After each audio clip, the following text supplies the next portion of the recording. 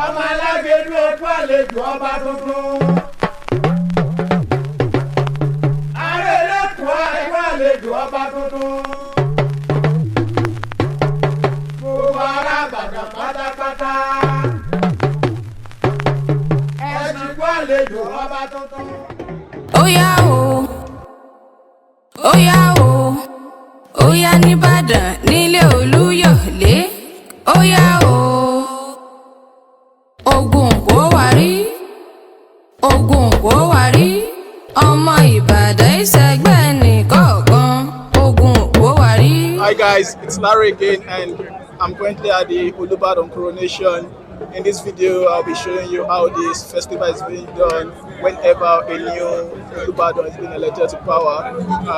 Don't forget to watch this video to the end and subscribe to my YouTube channel. Ibadan, the land of warriors, the city that rose from war camps to become the largest city in West Africa. At the heart of its story stands the great throne of the Olubadan, the king of Ibadan. This year, history witnessed a unique turn when a seasoned politician, statesman, and son of the soil, High Chief Rashidi ADEWOLU Ladoja, ascended the throne as the 44th Olubadan of Ibadanland. Kábíyèsí Olúbàdàn Ìbàdàn tuntun. Kábíyèsí o. Àkànmú Ọládọjà lókè Ìbàdàn.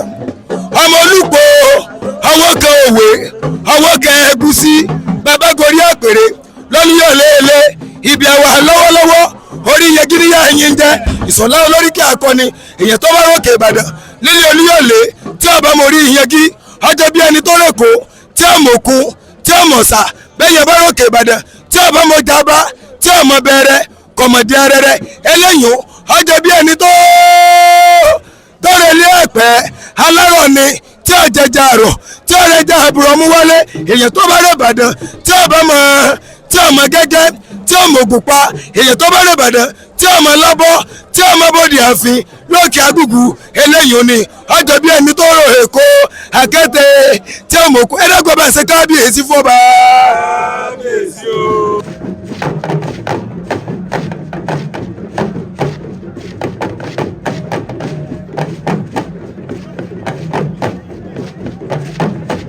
He was born on the 25th of September 1944.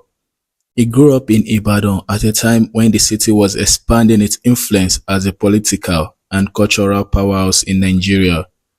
From his youth, he carried the warrior spirit of Ibadan, bold, determined, and visionary.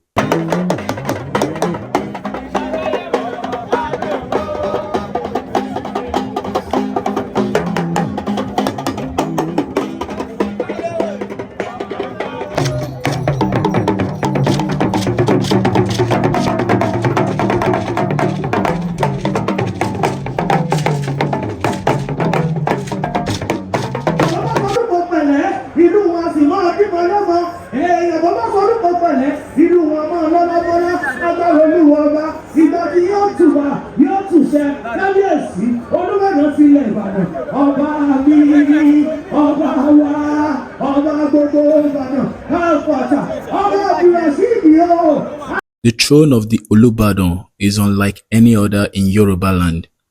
It follows a unique rotational system where two lines, the Egbeagba civil lines and the Balogun line, military line, produce kings in turns.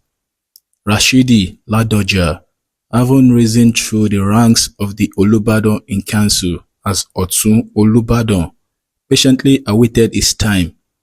Despite political fame and fortune, he never abandoned his traditional duty.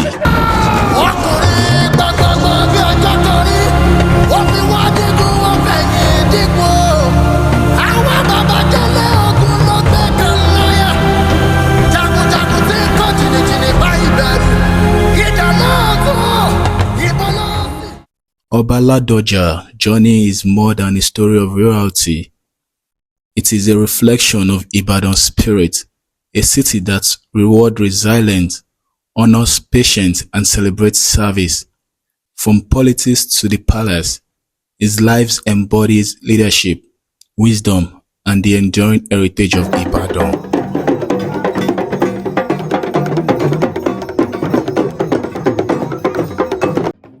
As the drums of Ibadan echoes into the future, the reign of OBA RASHIDI ADEWOLU Ladoja, the 44th Olubadan, will forever be remembered as a union of tradition and modernity, a king shaped by politics, yet crowned by history.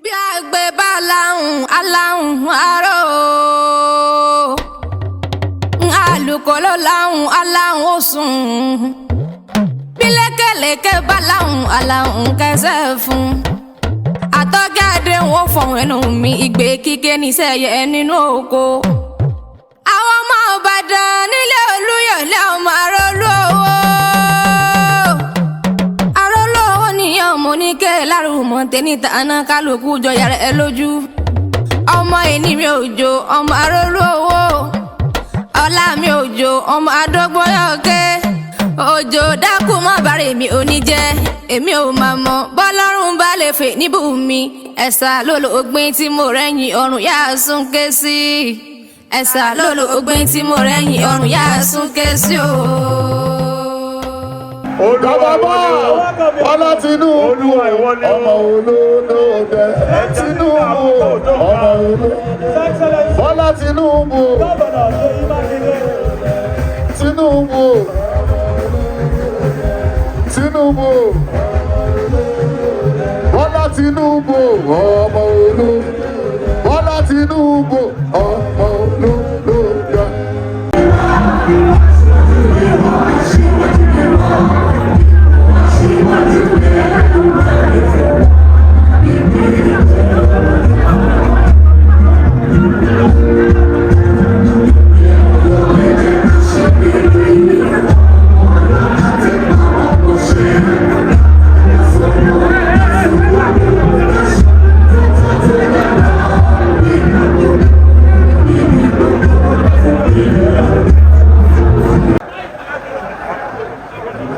Sections 1 and 2 of Section 20 of the Chief's Law, Cap 28, Volume 1, Laws of Oyo State of Nigeria, 2000, of all other powers enabling in that behalf, I hereby present the staff of office to Oba, His Imperial Majesty, Senator, Governor, His Imperial Majesty Rashidi ADEWOLU Ladoja, Harisa the First.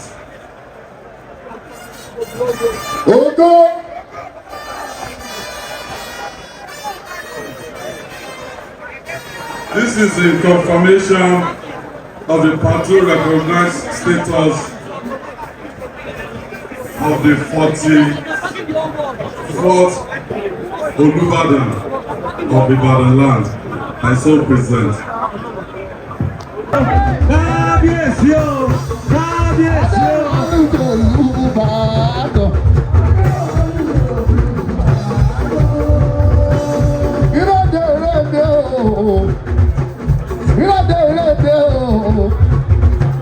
Rashidi Ladoja, Rashidi Ladoja, Rashidi Ladoja.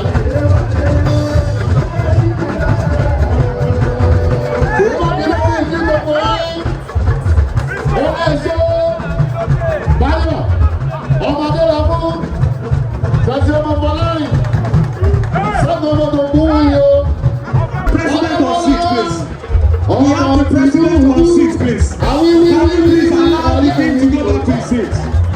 Please. Let's allow the Olubadan to go back to his seat, please.